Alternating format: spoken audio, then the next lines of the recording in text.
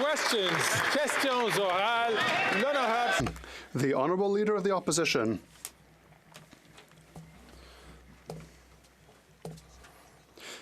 Mr. Speaker, the Prime Minister had a revelation. In an interview with the Halifax Chronicle Herald, he said that when people ask him for even more money from the government, he simply answers, and I quote, "The second they do so, inflation goes up by the same amount." Wow. Why had I not thought of that in the past? Spending too much money causes inflation. Incredible. Will he unveil even more revelations and say that budgets do not simply balance themselves? The Right Honourable Prime Minister. Mr. Speaker, the problem with the Leader of the Opposition is that he didn't listen to the rest of the sentence in the interview. That explains that we decided to invest in services, invest in support for Canadians, service that will help, like dental care. 2 million seniors have signed up to dental care. Over 100,000 have already obtained, since the 1st of May, dental care.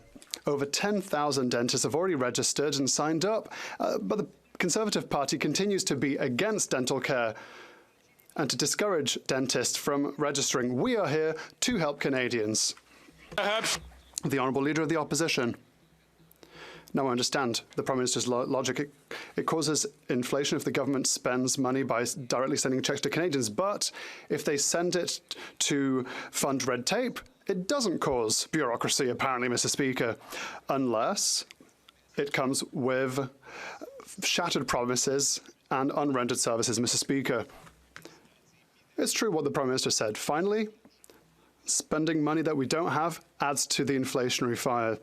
Will he finally recognise that it's time for a common-sense plan, dollar-for-dollar approach to repair the budget and reduce inflation? The Right Honourable Prime Minister. Mr. Speaker, the Conservative Party voted against dental care in the name of inflation. They also voted against dental care for vulnerable people that haven't, for some of them, who haven't gone to the dentist for sometimes decades. Is that inflation? No, it's not. It's help for Canadians that are finding it very hard to pay for groceries, for example, who are concerned with the cost of living. We are sending direct aid, and the Conservatives are blocking it as much as possible. That's what it means to be here for Canadians. Leader of the Opposition. Mr. Speaker, the Prime Minister has had a revelation. In an interview with the Halifax Chronicle Herald, he told how he responded to people asking for him to spend even more government money. And he said, and I quote, "As soon as you do that, inflation goes up by exactly the same amount." Oh. Right? Oh. Right.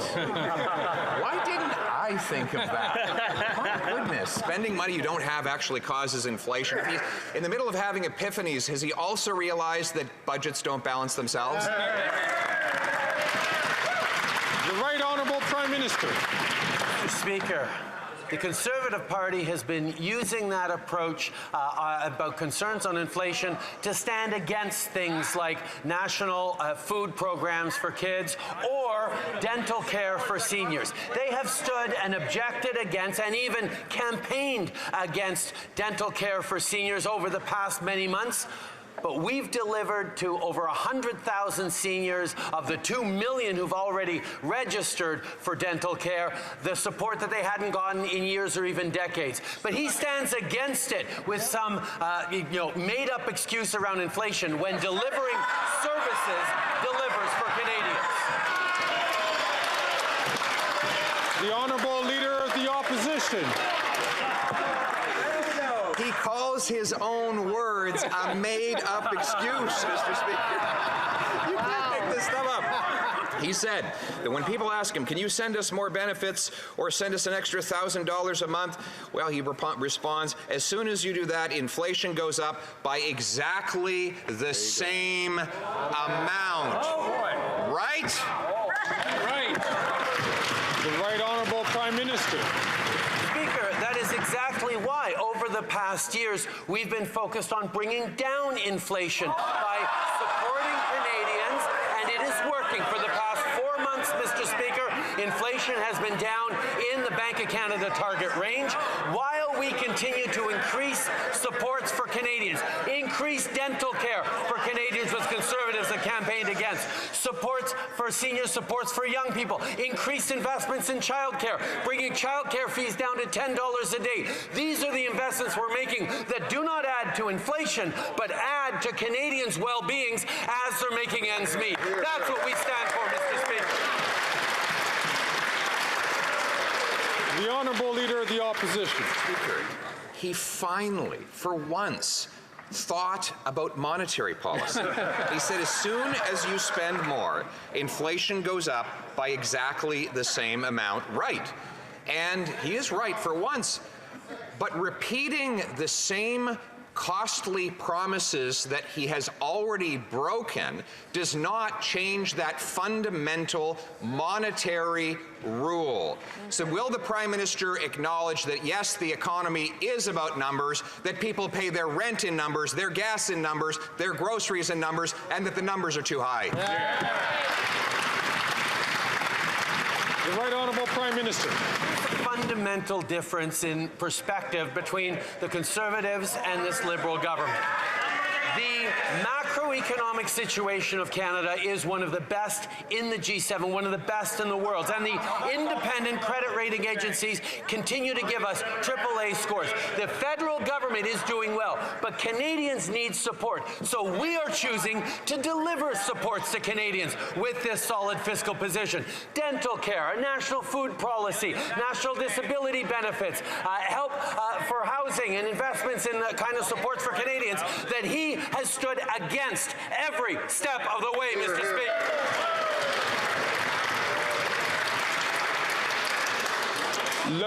The Honourable Member for Belleuil-Chambly. Mr. Speaker,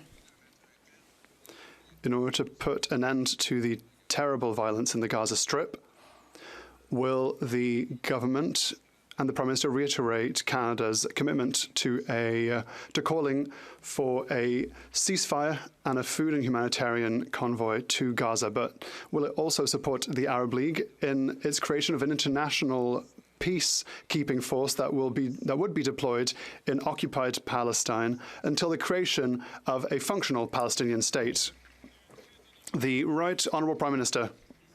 Yes, Mr. Speaker, we are very concerned about the violence happening in Gaza through the devastating actions of the Israeli army in Rafah, for example. As we have done since December, we continue to call for a ceasefire. We're asking that there be a significant increase in humanitarian assistance to the people of Gaza, and we're working with our partners and allies and friends in the region to establish a process through towards a two-state solution with a safe and recognized Palestinian state. Yes, we're working in that direction, Mr. Speaker. The Honourable Member for Belleuil-Chambly. Mr. Speaker, the Prime Minister doesn't have to say yes or that he agrees. I would like to ask him a question nonetheless. Does he recognize that short-term peace or sustainable peace in Gaza will require the intervention of an international peacekeeping force, so that there is a wall between the terrorists of Hamas and the Israeli government? The Right Honourable Prime Minister. Mr. Speaker, for months now we have worked with our G7 allies and other democracies in the world. We have also been working with partners in the region, the government of Egypt, the government of Jordan, and other countries with which we are working in order to try and find a solution, a way to be back on track towards a two-state solution that would be approved, that were rejected by Hamas and Netanyahu. We have to continue to work towards a two-state solution as rapidly as possible, and we'll continue to do that work in this direction because it's necessary to do so. The Honourable Member from Burnaby South. The women and children killed in Rafah cannot be forgotten. We can't look away And while the leader of the Conservative Party is a cheerleader for the brutal Netanyahu government, this Prime Minister is offering little more than thoughts and prayer. He can take action right now. He could impose a two-way arms embargo. He could sanction Netanyahu's war cabinet. So will the Prime Minister take concrete action today, or will he keep on walking away? The Right Honourable Prime Minister. Mr. Speaker, we are horrified by the civilian deaths caused by the Israeli strikes in Rafah. We need to see an end to the violence, to the humanitarian tragedy ongoing, which is why we are continuing to put pressure on the Israeli government to cease its military operations in Rafah, why we're calling for more humanitarian aid to get in, why we've been calling for a ceasefire since December, Mr. Speaker, including in votes at the UN, and we will continue to. We need to see more humanitarian aid in. We need to see hostages released. We need to see an end to this violence and a path towards a two-state solution once again. I would just like to ask all members to not take the floor when they have not been recognised by the Speaker. The Honourable Member for Burnaby South. Embargo now. Yes, the Prime Minister said he was horrified by Netanyahu's strike on Rafah. But when asked what he intended to do about it, he ran away. What he could do today is impose an arms embargo and sanction Netanyahu's war cabinet. Will this Prime Minister finally act to save lives, or will he simply continue to save himself?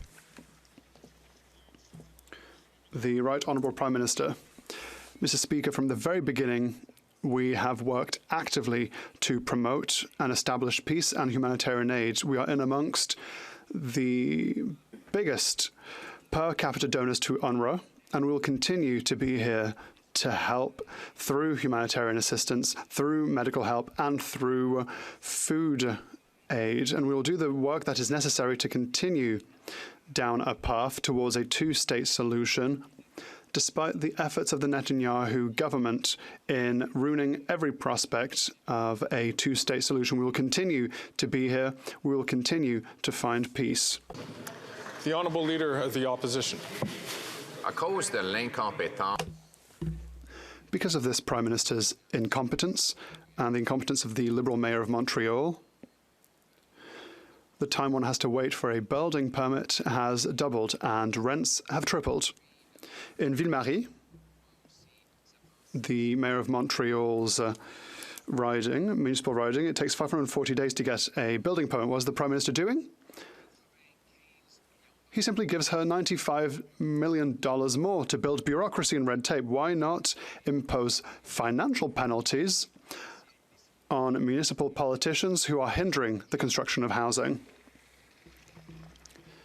The Right Honourable Prime Minister. Mr. Speaker, instead of targeting elected officials, as the Leader of the Opposition is doing, we are choosing to invest to reduce bureaucracy and red tape, to accelerate processes. And that is exactly what we are doing through our 179 agreements to accelerate housing that we've signed with municipalities from coast to coast to coast. This to deliver more housing more quickly. These are agreements that the Leader of the Opposition wants to simply cancel, and that will not help building faster housing, and that's not what we saw when he was Minister for Housing. The Honourable Leader of the Opposition. Housing cost half of what it does now. The Prime Minister not only doubled the cost of housing, he also disperses amounts to build more red tape that blocks construction. I have a common sense plan in Bill C-356 that will be voted upon this afternoon, that will cut taxes on construction, that will sell federal land and buildings to build housing, and that will also give significant bonuses to municipalities who streamline housing more rapidly. Will they vote for more housing? The Right Honourable Prime Minister.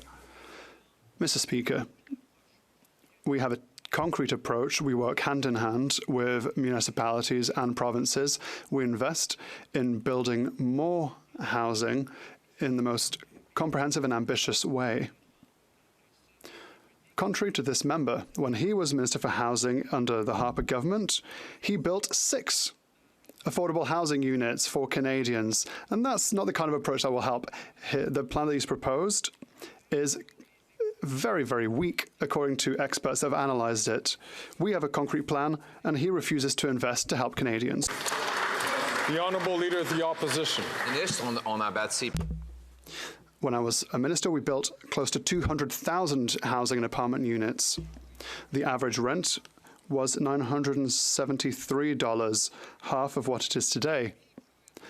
He works in partnership with municipal officials to double the cost of building a house. My common sense approach will increase housing, will give a bonus to municipalities that go beyond an increase of 15% in building houses. If not, they'll be penalized. Why should we not pay for results? Are they going to pay for more bureaucracy or for more results? The Right Honourable Prime Minister. Mr. Speaker, we are undertaking efforts to put an end to the housing crisis through an achievable and ambitious plan. Now let us talk about experts. They said that his bill was a very flaccid approach to housing with many loopholes. That's why the opposition leader did not want to have a debate on his non-plan. He doesn't want to debate it because he lost 800,000 apartment units when he was Minister for Housing, and he only built 6 affordable housing units. I would like to ask all members to please not take the floor when I have not been recognised by the Speaker. The Honourable Leader of the Opposition. When I was housing minister, we built almost 200,000 houses and apartments, with the average rent being $973 for a one-bedroom apartment. But this Prime Minister is not worth the cost of housing, which has doubled 9 years after he and the NDP took power. What is he doing about it? He's giving $500 million to the Mayor of Toronto, who has just jacked up home building taxes by 20%. Why does he reward local government gatekeepers that block the homes that Canadians need? The Right Honourable Prime Minister. Mr. Speaker, we are leading on the efforts to solve this housing crisis with a plan that is ambitious and concrete. Meanwhile, after having his housing bill panned by experts as being, quote, exceptionally weak response to the housing crisis riddled with loopholes, the Conservative leader chose to repeatedly delay debate in this House since October on his bill. That's because he just doesn't care. When he was minister, he lost 800,000 affordable apartments and only built 6 affordable homes.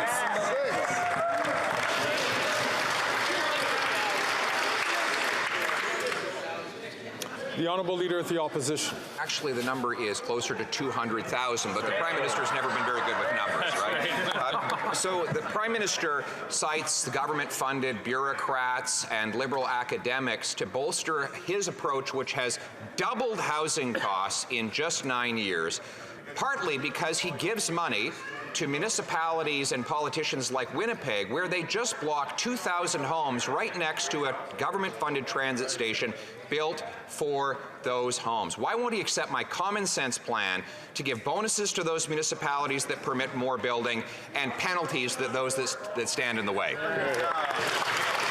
The Right Honourable Prime Minister. Mr. Speaker, we criticize rightly the Leader of the Opposition, who, when he was housing minister, only built 6 affordable homes for Canadians across the country. But it is understandable, Mr. Speaker, because he was part of a government that took the federal government out of the building of affordable housing. They chose that the federal government had nothing to do with housing across the country. That's why for 10 years of non-involvement of the federal government, that leaves echoes. We've stepped up and invested in communities, invested in partnerships. We're getting the homes built. We're delivering for Canadians. The Honourable Leader of the Opposition. Sure. Housing costs have doubled since he became Prime Minister. They were half when I was housing minister. Housing costs have gone up 40% faster than wages, a bigger gap than in any other G7 country. Why? Because he's building bureaucracy and not homes. Why won't he accept my common sense plan to require municipalities permit 15% more building, sell off 6,000 federal buildings to build homes, and cut taxes so builders can build? The Right Honourable Prime Minister.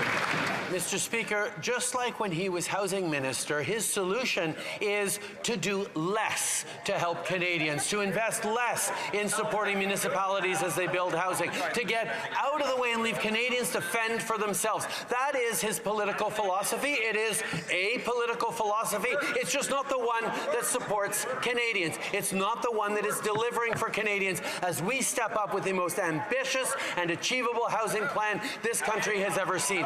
We will continue to be there to invest in housing accelerators. We will be there to continue to take the GST off of purpose-built apartments. We will be there for Canadians.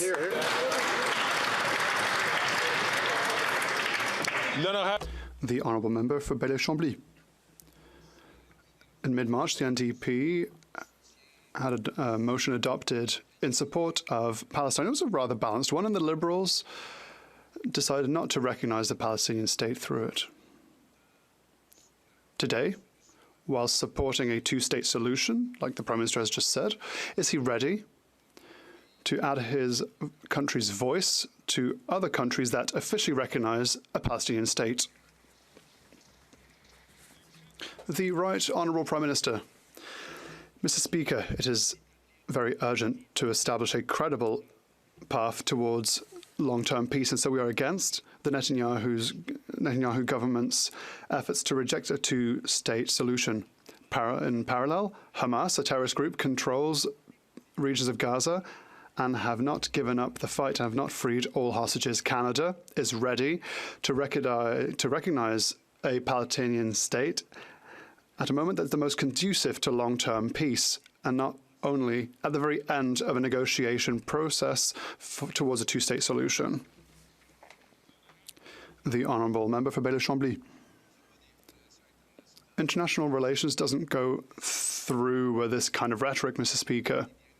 We have to be concrete and we have to be strong.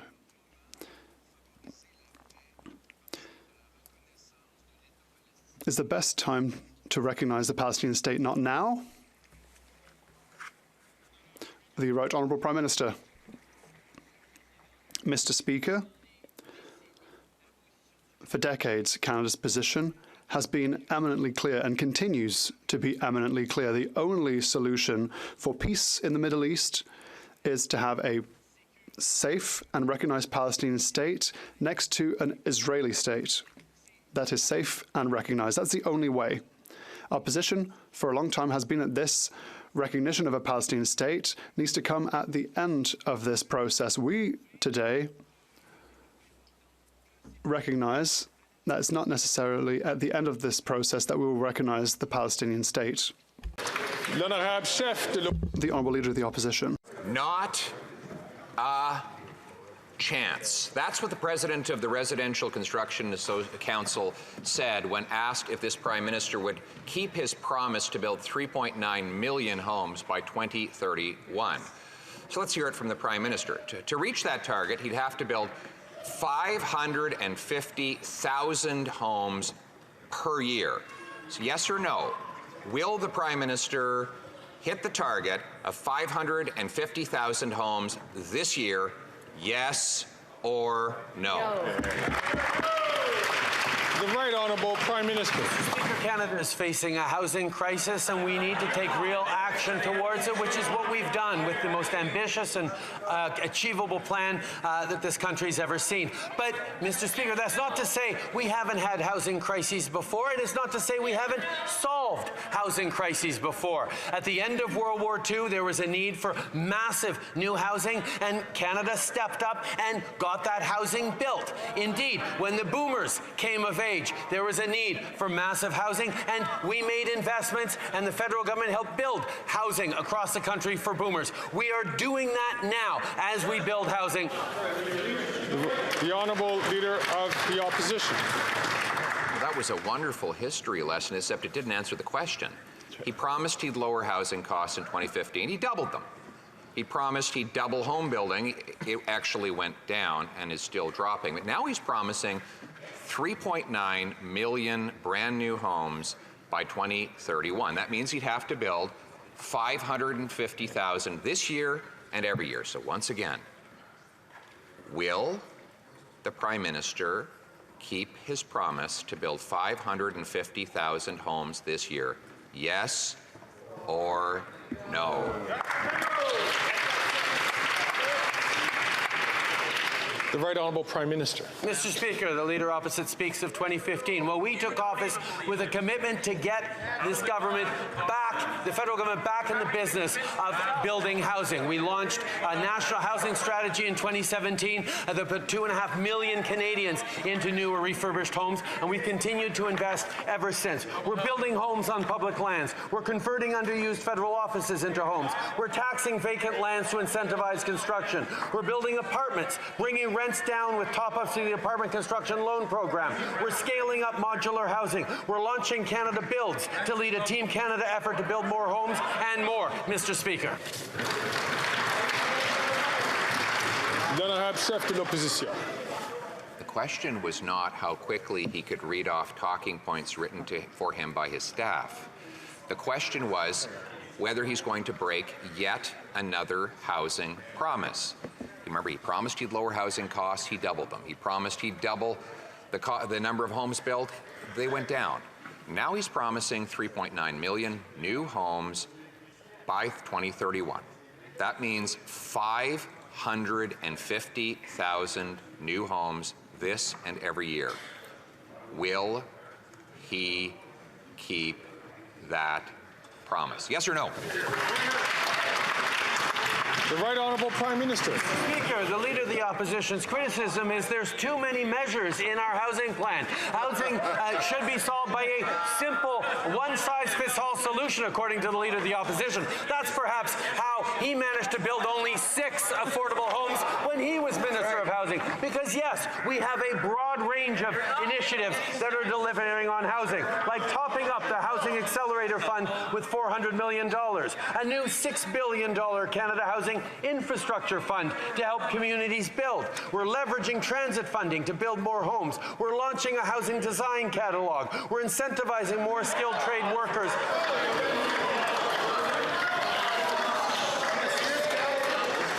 The Right Honourable, the Honourable Leader of the Opposition. He's announcing a catalog, everybody.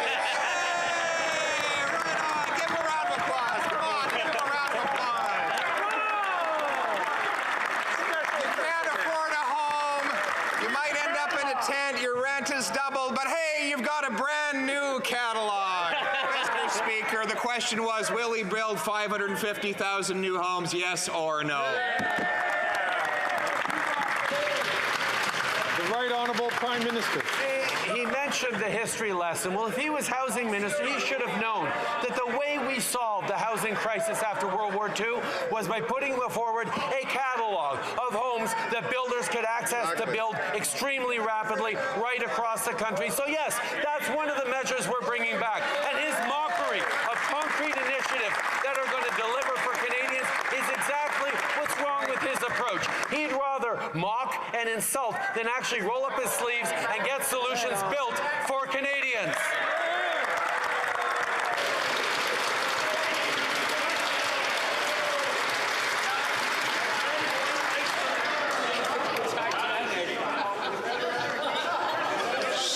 Order.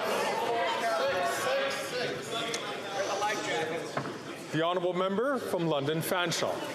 Report after report has shown that women who serve in the Canadian Armed Forces are not safe, and consecutive governments have failed to act urgently. Shamefully, a new report revealed that 5% of women have been sexually attacked at their military colleges in the last 12 months. Justice Arbour was clear. Now is the time to end the toxic culture that exists within these colleges. Women deserve a safe place to train and to learn. When will the Prime Minister act to protect women who are the future generation of the Canadian Armed Forces? Here, here. The Right Honourable Prime Minister. Mr. Speaker, we absolutely agree that the culture at the Royal Military College needs to change. That's why we took action. We appointed the Canadian Military College Review Board last year to enable meaningful culture change at these institutions. No RMC cadet and no CAF member should ever be subject to harassment, discrimination, or misconduct. The Minister of National Defence will not hesitate to implement the necessary changes to protect cadets and all officers. The Honourable Member for Rosemount La Petite Patrie. Mr. Speaker, did you find last summer difficult? We remember the forest fires, the evacuations, the smoke in the sky, the heat waves, but hold on to your hats because the summer of 2023 may well have been the most pleasant for the next 20 years. The summer to come will even be hotter. The number of suffocating days will multiply, as will heat waves and heat domes. The climate crisis is real. Vulnerable populations and seniors are suffering. Will the Prime Minister get it through his head that continuing to support the oil industry is madness? The Right Honourable Prime Minister. Mr. Speaker, we will continue with the most ambitious fight against climate change that Canada has ever seen. And we are delivering results. Excluding the pandemic, Canada's emissions have never been as low in 25 years. And we are the first federal government to achieve its emissions targets. It is possible to reduce emissions, to fight climate change, and to support Canadians and grow the economy at the same time. That's what we're going to continue to do to build a stronger, greener future for all Canadians.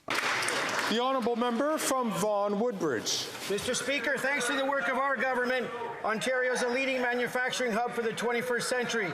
Companies from across the world are choosing Ontario to build high-tech factories that are focused on delivering real climate action. The world knows that the economy of tomorrow needs to be built on sustainability because climate change is real. Evidently, the Conservative Party did not get the memo. Can the Prime Minister tell this House more about what the government is doing to make Ontario a global leader in electric vehicle production?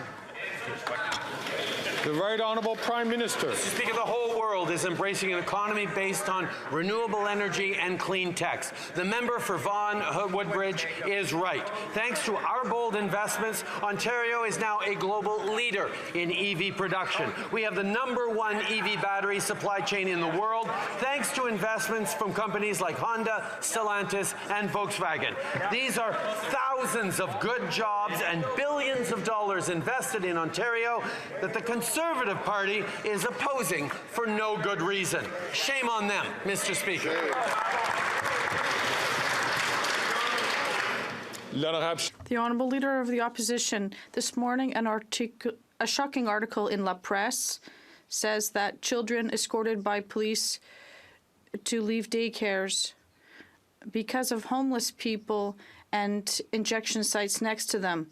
I'm quoting the director of the daycare. It's not normal to have to walk through with policemen around a daycare.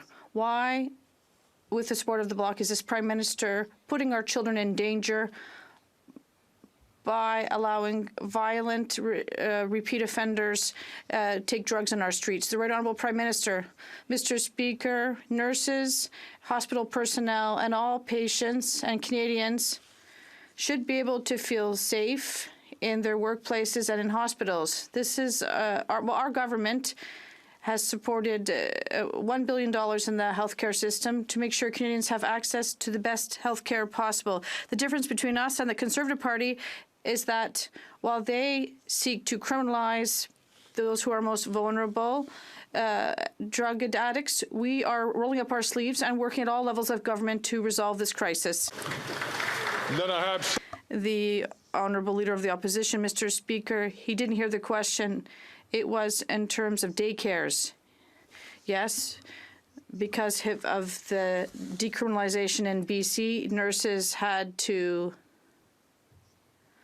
breathe in crack and meth fumes. But now I'm talking about Montreal, where his policies led to the liberation of violent criminals and drugs in the streets next to a daycare. Once again, my question, why is the Bloc and the Liberals, why are they not accepting our common sense plan to eliminate drugs and put criminals in prison? The Right Honourable Prime Minister. Mr. Speaker, what the Conservative leader is proposing is a step back to policies of the Harper years, which failed in the fight against drug addiction, and even one of the government's Harper advisors recognizes that it was a clear failure. We're going to continue to be here to make sure, assure security for everyone, including for children in daycares, with a compassion-based approach, health-based approach, and keeping people safe. The Honourable Leader of the Opposition. Many Canadians want to go back to the days when children didn't need police officers at their daycares, Mr. Speaker. But after 9 years, the Bloc Liberal government is not worth the cost. The Bloc voted for $500 billion in inflationary bureaucratic spending and centralizing spending. This has caused 60% of consumers to say that they are in stress. When will the Bloc change its tax and inflationary spending on the backs of Quebecers? The Right Honourable Prime Minister. Mr. Speaker, the Conservative leader has just explained that his approach is austerity. Austerity for a government that would make it hard for people. We have chosen to invest to help Canadians. For example, help seniors with dental care. And since the beginning of May, there have been more than 100,000 seniors able to obtain dental care across our country. This is an initiative that helps keep costs down and take care of vulnerable people. And the Conservative Party will continues to vote against it and even tried to block it across the country. This is shameful. The Honourable Leader of the Opposition. About austerity, well, I think that the Bransfield family of 4 in Calgary can tell him all about austerity, because that's what they're living right now because of his housing hell, his carbon taxes, and his inflation. They said, close quote, "We're having to choose between paying a bill or getting food, and that can be really hard. It makes things really difficult. And I just don't see an end in sight. Will the Prime Minister accept our common sense plan to axe the tax, fix the budget, build the homes, so that the Bransfield family and so many others can eat, heat, and house themselves?" The Right Honourable Prime Minister. Mr. Speaker, I disagree with the Leader of the Opposition who wants to take away the Canada carbon rebate checks that arrive 4 times a year in the bank accounts of the Bransfield families. Indeed, 8 out of 10 Canadians, according to the Parliamentary Budget Officer, are better off with the Canada carbon rebate as we fight climate change with the price on pollution. 8 out of 10 Canadian families from coast to coast in the jurisdictions where the carbon price applies are better off. That includes, most likely, the Bransfield family, and we will continue to be there for them.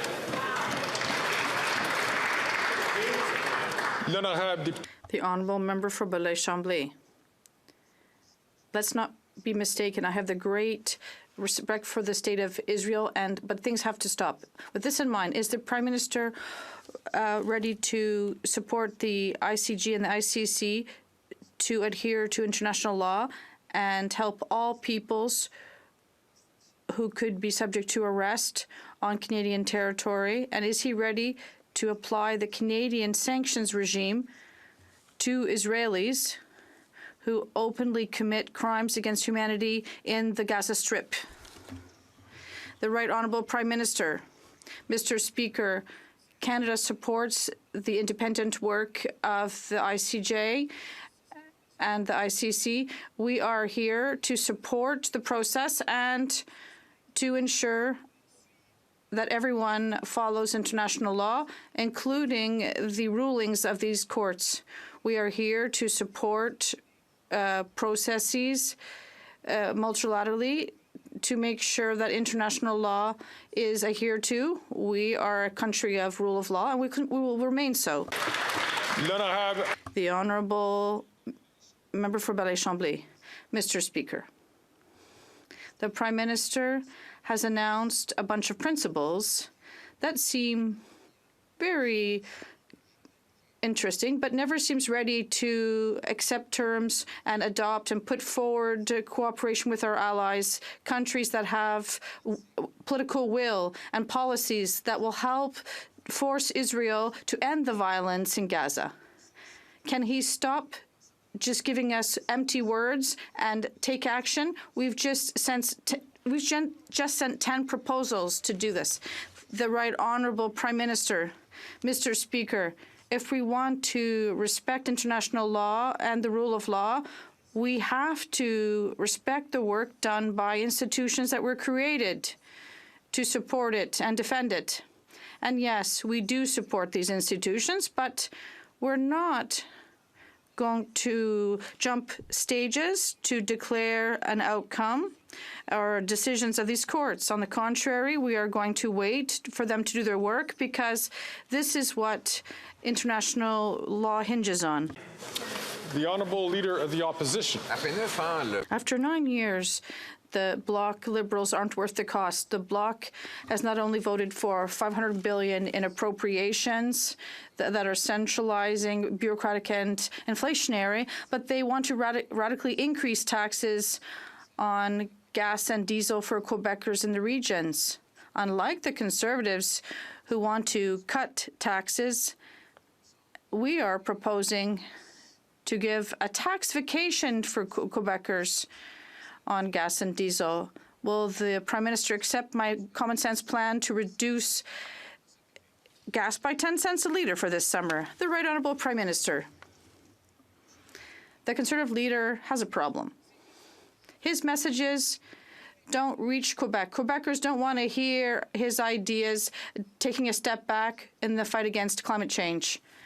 It's something that Quebecers understand very well. So his solutions are attacking the Bloc or Quebec members or Quebecers themselves to try to take steps back in the fight against climate change. It will fail because the Conservative leader does not understand Quebecers and does not understand, in fact, most Canadians that know that climate change is real and we need to tackle it. The Honourable Leader of the Opposition, Mr. Speaker. When Conservatives were in power, the Bloc was almost eliminated because we reduced government and allowed Quebec to have autonomy. Quebecers were in charge of their destiny, but they have centralizing powers and policies, and that is why these two parties are cooperating together. Will he finally accept to unite the country with a federal government that is smaller so we can have Quebec and Quebecers that are stronger? The Right Honourable Prime Minister. Mr. Speaker, if he knew history, he'd know that the Bloc has existed because of the Conservative Party. But let's put this aside, Mr. Speaker, to underscore the reality that we'll always be here to defend Quebecers. We'll always be here to work.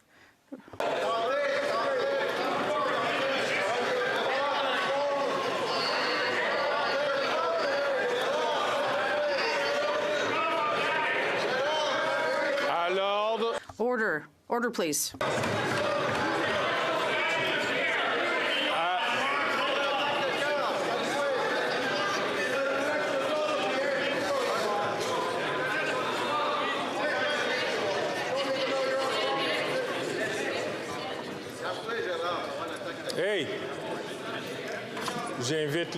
I would ask the member for Marc Aurèle Fortin. Sorry. No, not that member. I would ask the member to continue their discussions behind the curtains, please. I will ask the Prime Minister to start again from the top. Mr. Speaker, we've just seen, finally, after months, the Conservative caucus in Quebec wake up and finally talk. The reality is that when we talk about the environment, the Conservatives in Quebec say nothing. When we talk about the rights of women, the Quebec Conservatives say nothing. And we have seen shameful behavior from the Conservative caucus in Quebec, from the Conservatives, because they refuse to stand up for Quebec values. They tackle other Quebec members. This is shameful. They should apologize to all Quebecers.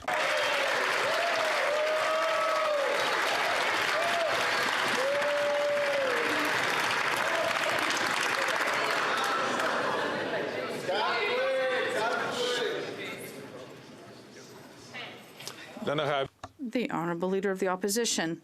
Mr. Speaker, he has just gone off the rails. He's lost control. He is so angry. Why? Because he's just learned that Quebecers, the Quebec Liberals, are turning their backs on him. Why? Because he has there's a common sense Conservative team that will cut taxes, build homes, fix the budget, and stop crime. Why not accept this? There's still time to accept this common sense plan. Give people a tax break so Quebecers can have a tax-free vacation. The Right Honourable Prime Minister. True, Mr. Speaker, sometimes I do stand up as a Quebecer to defend the values of my nation, of my country. These values as a Quebecer and a proud Canadian. We want to defend the environment, tackle climate change, protect the rights of women. Yes, I will always be passionate when it's time to defend fundamental rights for Canadians. I'm here to do this. Unfortunately, the Conservative Party continues to propose Quebecers a step back, and in terms of climate change, they're denying it. They're taking a step back in terms of the rights of women. That's not what Canadians and other Quebecers want.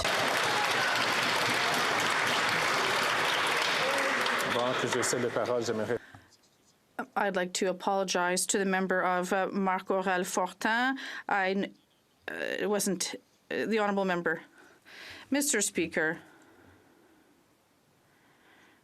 this government knows that climate change isn't just necessary for the future of the planet. It's also how Canada stays competitive.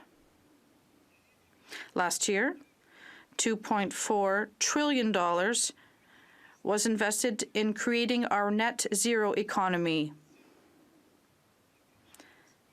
Can the Prime Minister highlight some of the steps the government is taking to attract clean investment to Canada?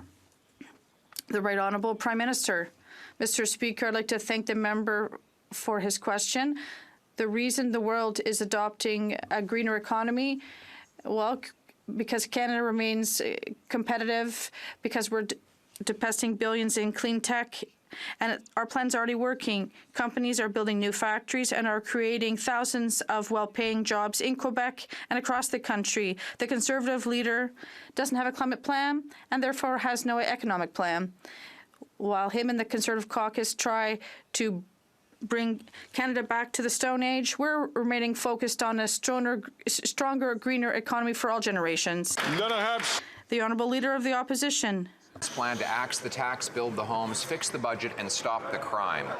But of course, the NDP is keeping this costly Prime Minister in office for another year and a half while people starve and are forced to live in tents.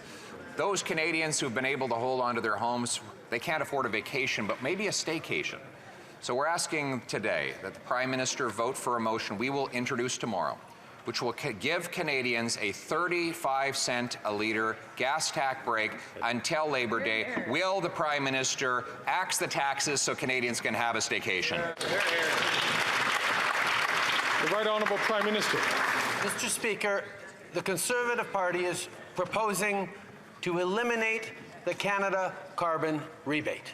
This is a rebate that arrives 4 times a year in the pockets of Canadian families that, according to experts, economists, and the Parliamentary Budget Officer, puts more money in the pockets of 8 out of 10 Canadian families in the jurisdictions in which it applies. This is more money in people's pockets while we fight climate change with the most effective plan against climate change Canada has ever seen. This is what the Conservative leader continues to rally against: affordability and climate fight. The Honourable Leader of the Opposition. Of course, the Prime Minister is doing neither. After 9 years, the NDP Liberal Prime Minister is not worth the cost, and neither is his carbon tax, which the Parliamentary Budget Officer finds costs more to 60% of Canadians than they get back in phony rebates. Mr. Speaker, going into the summer, the Prime Minister plans to hike taxes again. Canadians need a break now more than ever.